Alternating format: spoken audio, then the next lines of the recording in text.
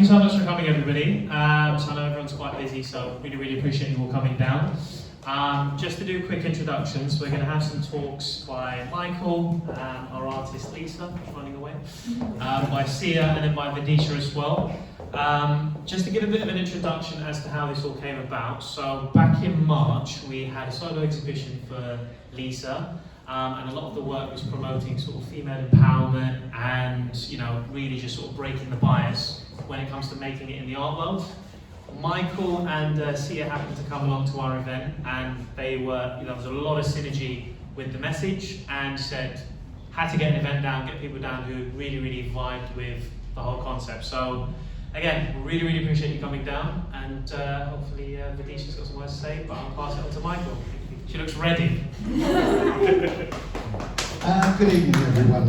My name is Michael Caine, and not a lot of people know that. Hey, you knew I was going to say that. So this time, when I say my name is Michael Caine, I want you all to shout out. Not a lot of people know that. So we'll have a rehearsal first of all. Here we go. Good evening. My name is Michael Caine. Not a lot of people know that. This time we're going to do it properly. Here we go. Good evening. My name is Michael Caine. Not a lot of people know that. Welcome to this event. I am the CEO of CADA, and to all the people in the art world who will not make any reference of anything. But for you lawyers out there, that's what we do, and we had a little bit of money over, and when I was talking to Seb about what Lucy was doing, I said, well, look, why don't we have an event where we can get some lawyers in here, you can get your people in here, and we will have Break the Bias event, just to bring awareness of it. So we've got a number of people that I want to introduce, and we've got a costume effect. All the time going wrong. Right. So very quick. We're not going to spend too much time because I think there's still lots of bottles of wine out there to get going. So, see, come and introduce yourself. Thanks. Good evening, everyone. My name is Issy Flower. I come from Brazil, so please excuse my English.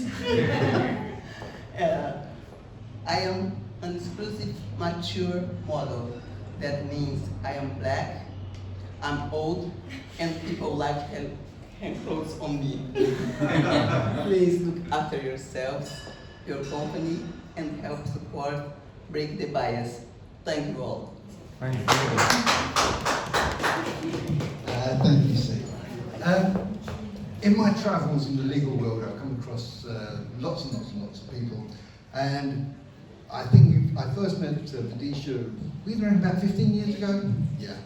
And we've worked together. I've tried to get her to work for my son, and Chrissy picked me to it.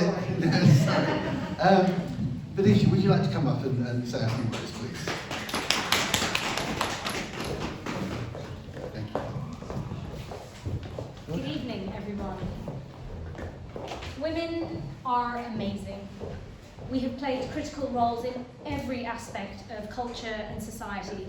We're renowned artists and activists, admired explorers and scientists, revered leaders and visionaries, as well as being mothers, daughters, sisters and aunts. Yet every day we face inequality at home, at work, in politics and in public life.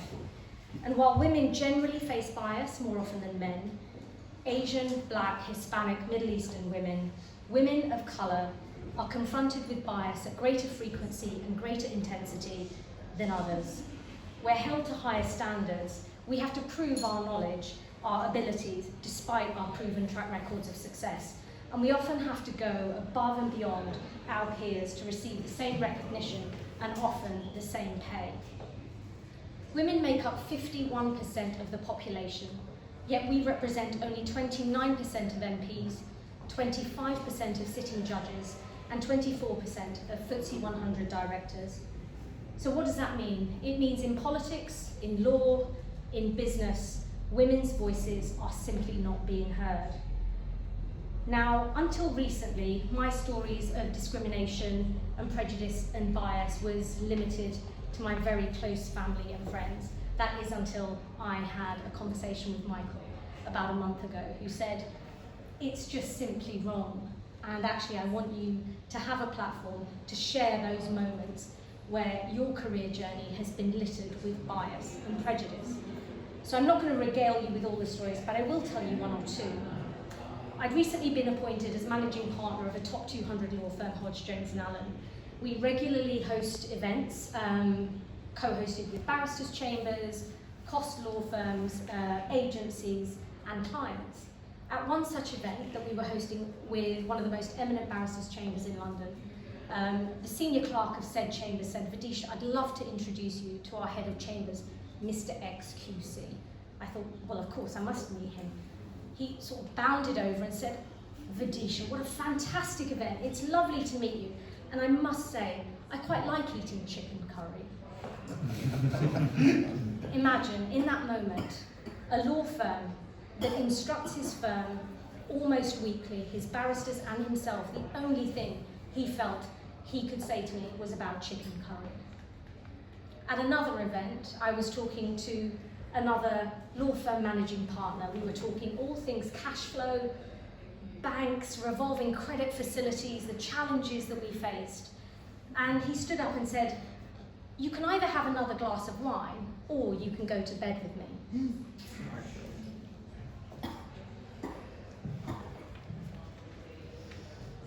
I look back on those moments and I wish that I had had the strength to call out the behaviour there and then. But even more so, I wish that those around me who were in a position of privilege, who had a voice, who had a platform, did more than simply shift uncomfortably and move away from the conversation. So how do we break this cycle? Because we really have to. We really need to change how we think, and we have to create an environment where all women feel valued, supported and nurtured so that we can all achieve our true potential. The first thing we have to accept is that me, you, everyone here, is we have bias.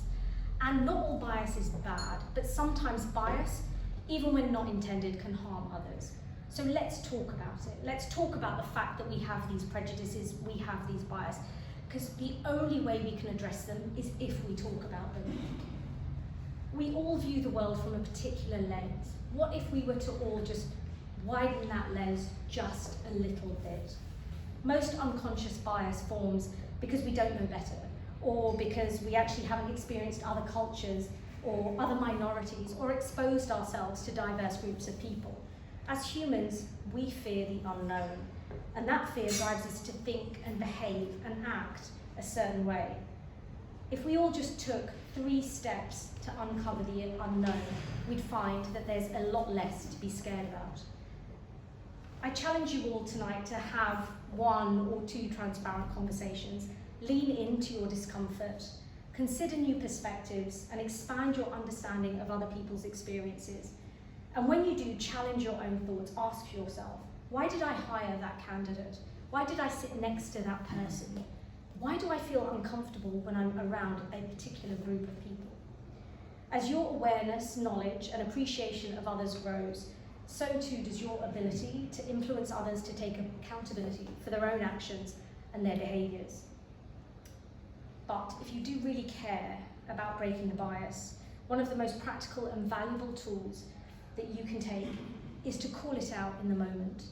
When you hear or see gender bias, discrimination, or stereotyping, and say nothing, please know that in those moments, your silence gives that behaviour consent. Don't consent, call it out. We must start to become more aware and more self-reflective, and only then can we begin to see these small changes. It's going to be uncomfortable, but only if we get comfortable with the uncomfortable will we ever create change. Thank you.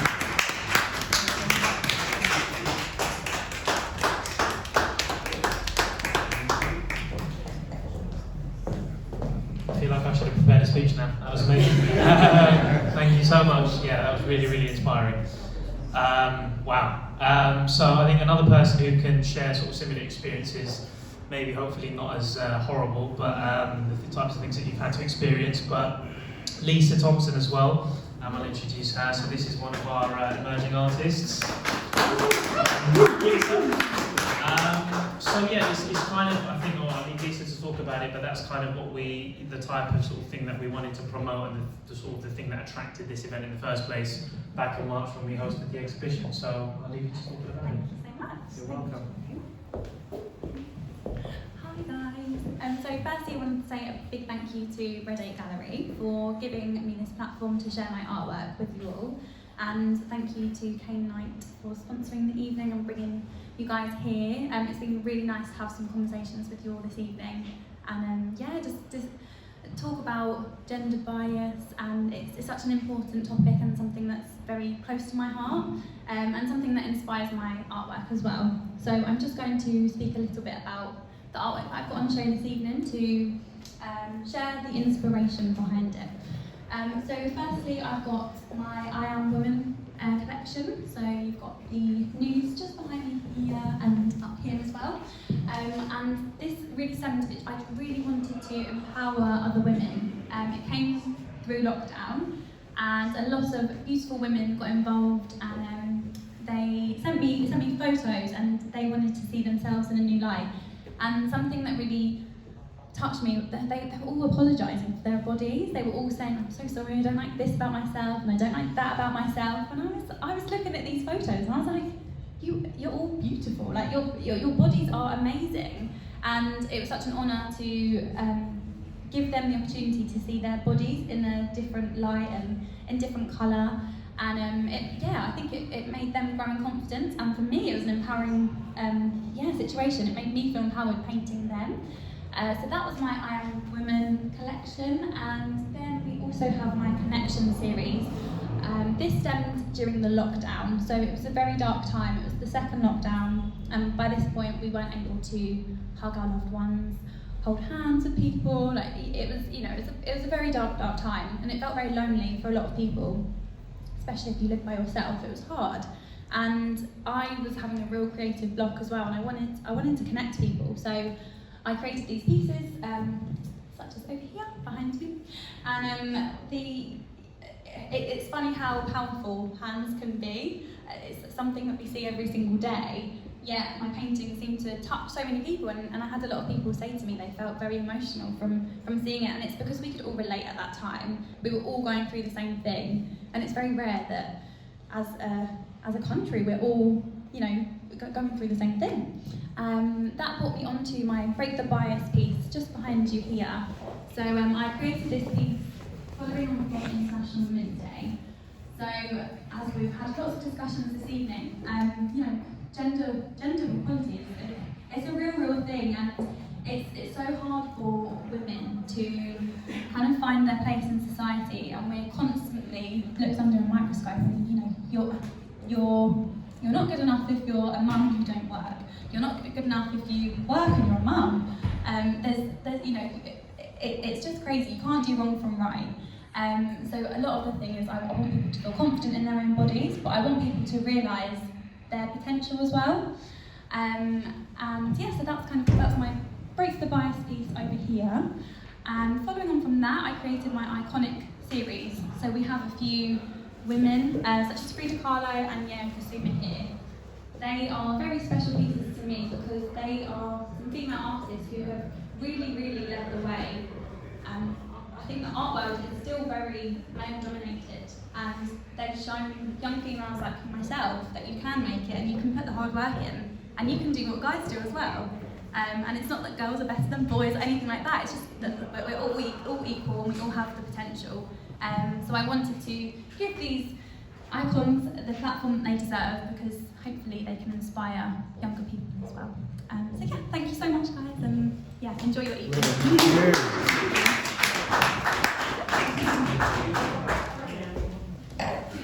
Thank you very much, Lisa. Just wanted to say again to everybody here, thank you so much for coming down, and this is kind of what we're all about, both with our company, the Red 8 Gallery, and then Michael with CADA. It's more than just selling artwork, it's more than just providing legal services. I think now when there's so many different trials and tribulations that we all face, it's about raising awareness as business owners, as people in positions where you have the ability to influence people, you have platforms, it's important to get these messages out there, otherwise people aren't going to learn. So again, with things like this, we'll hold some more events like this in the future. As a gallery, this is our home. We're opening another one around the corner, so you're always welcome to come along. And yeah, really, really appreciate you all turning out. Thank you so much for everybody who spoke, and I know it's a little bit short notice, so really appreciate that, and hopefully we'll see you at more events in the future. Thank you.